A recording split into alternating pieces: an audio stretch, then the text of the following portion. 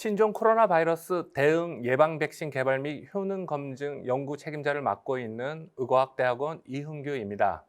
신종 코로나 바이러스 대응 예방 백신 개발 및 효능 검증 연구 결과에 대해서 말씀드리겠습니다.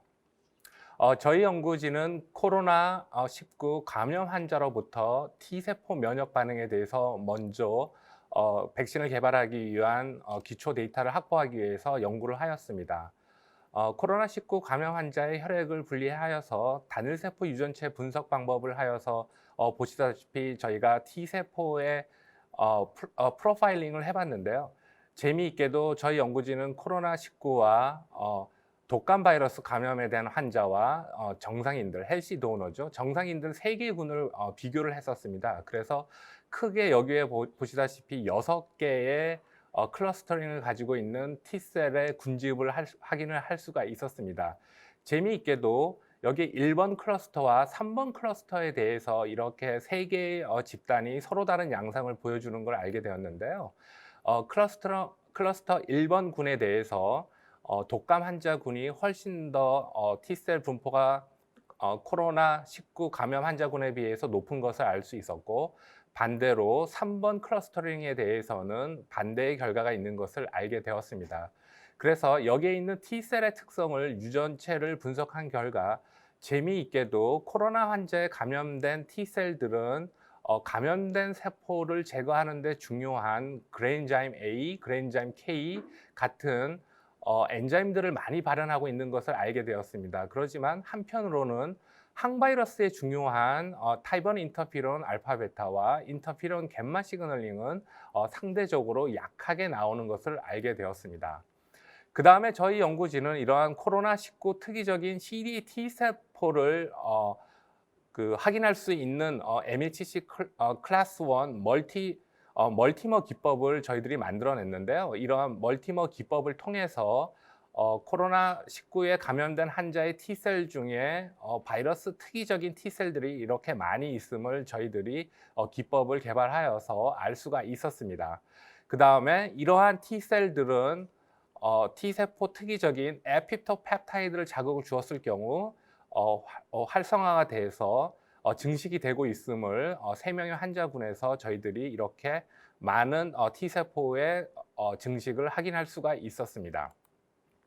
이러한 결과를 바탕으로 코로나 바이러스에서 중요한 스파이크 프로틴 항원을 3가지 종류로 저희들이 개발을 해가지고 개발된 DNA 백신 플랫폼에 탑재를 하여서 동물 모델인 페렛이죠. 족제비과에 이제 그 페렛에다가 3번 투여를 한 후에 56일째 사스코비디2 바이러스를 호흡기로 챌린지를 한 다음에 B셀, T셀 반응을 관찰해 왔습니다. 재미있게도 3개의 백신을 투여한 페렛에서 바이러스의 타이터가 줄어듦을 확인할 수 있었고 3개의 백신군에서 모두 T셀 반응이 정상적으로 나와서 이러한 T셀들이 항바이러스의 중요한 물질인 인터피론 갬마를 만들어내고 있음을 알 수가 있었습니다. 그에 비해서 중화 항체 능력은 높지는 않았지만 이렇게 중화 항체를 만들어내고 있는 것을 알 수가 있었습니다. 그 다음에 저희들이 그 백신에 있어서 다른 플랫폼인 아데노바이러스 벡터 플랫폼을 가지고 있습니다. 그래서 DNA 벡터 플랫폼과 아데노바이러스 벡터 플랫폼에 저희들이 개발한 그 백신 항원을 탑재를 해서 서로 비교를 해봤습니다. 그래서 먼저 아데노바이럴 벡터 백신을 2회 마우스에 챌린지를 하고 나서 항체가 만들어지는지 관찰해 보니 저희의 그 백신 후보 물질이 투여된 마우스에서는 혈액 내에 항바이러스 IgG 타입의 항체가 잘 만들어지고 있음을 알 수가 있었고 T셀 반응에 중요한 인터피론 갬마 또한 바이러스 특이 항원 특이적으로 인터피론 갬마를 만들어내는 T셀들을 관찰을 할 수가 있었습니다.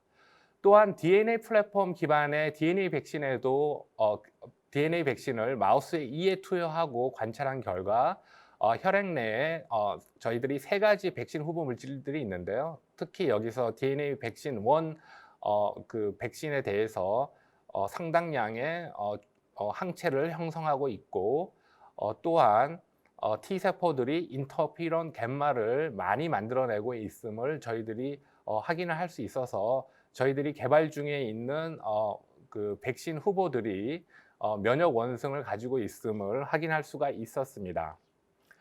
또한 저희가 개발하고 있는 아데노바이러스 벡터 또는 DNA 벡터 기반 후보 물질들은 저희들이 백신을 투여한 마우스에서 스플린에서 T셀들이 인터피론 갬마를 바이러스 항원 특이적으로 만들어내고 있는지를 유세포 분석법을 통해서 분석해 본 결과 재미있게도 백신을 투여하지 않은 대조군에서는 CD8 T세포들이 인터피론 갬마를 거의 만들어내지 못하지만 바이러스 특이적인 항원 펩타이드를 처리한 군에서는 CD8 T셀들이 이러한 인터피론 갬마를 만들어내는 T셀이 형성되어 있음을 아데노바이러스 두 가지 타입에서 모두 확인할 수가 있었습니다.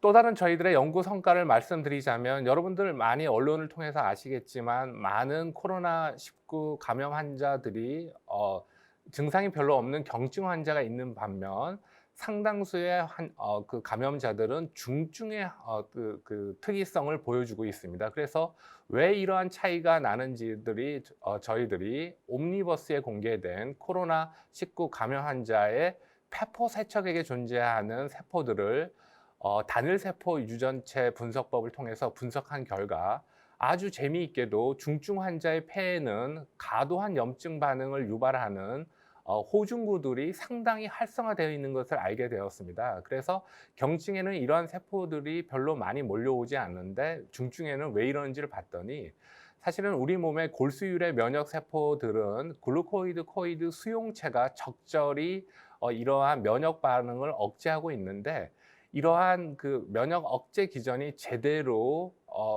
억제되고 있지 않는 것을 저희들이 알게 됐습니다. 그래서 이러한 중증 환자의 골수율의 면역 세포들은 IL-8이라는 그 CXCL8이라고 불리는데 이러한 그 케모카인들을 상당히 많이 폐포 내로 분비를 하여서 혈액 중에 있는 호중구들을 과다하게 폐포로 유입을 해서 유입된 호중구들이 폐 세포들을 공격을 해서 염증을 많이 유발해서 이러한 감염 환자들을 좀 더 염증에 의해서 중증으로 가게끔 만든다는 것을 저희들이 발견을 해서 지난 여름에 연구 결과를 발표를 하였습니다.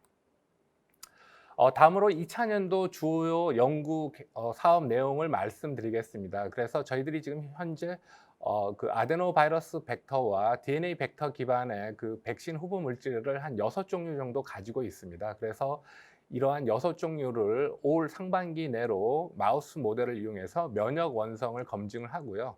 그 다음에 이 중에서 면역 원성이 매우 높은 백신 후보 물질 1, 2종을 선별을 해서 그 코로나 바이러스의 수용체를 가지고 있는 그 형질 전환 마우스를 통해서 여기에 이제 감염을 시킨 다음에 저희들의 백신이 효능이 매우 우수한지를 방어능을 검증할 예정입니다. 이러한 방어능이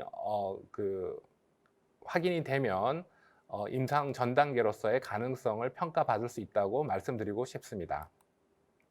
2000년도 예상 성과물은 방금 말씀드린 대로 상반기 내로 마우스 모델을 이용해서 백신의 면역 원성을 검증할 예정이고요.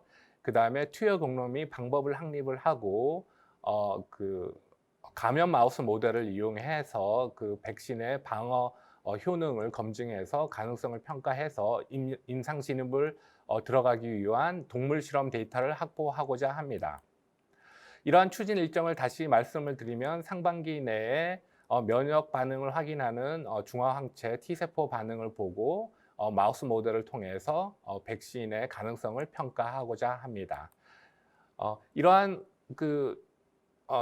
연구 진행이 제대로 잘 된다면 공격 시험을 통해서 확보된 연구 결과를 통해서 임상 시험을 들어가기 위한 충분한 동물 실험 결과를 확보하게 될 것으로 예상하고 있습니다. 경청해 주셔서 감사합니다.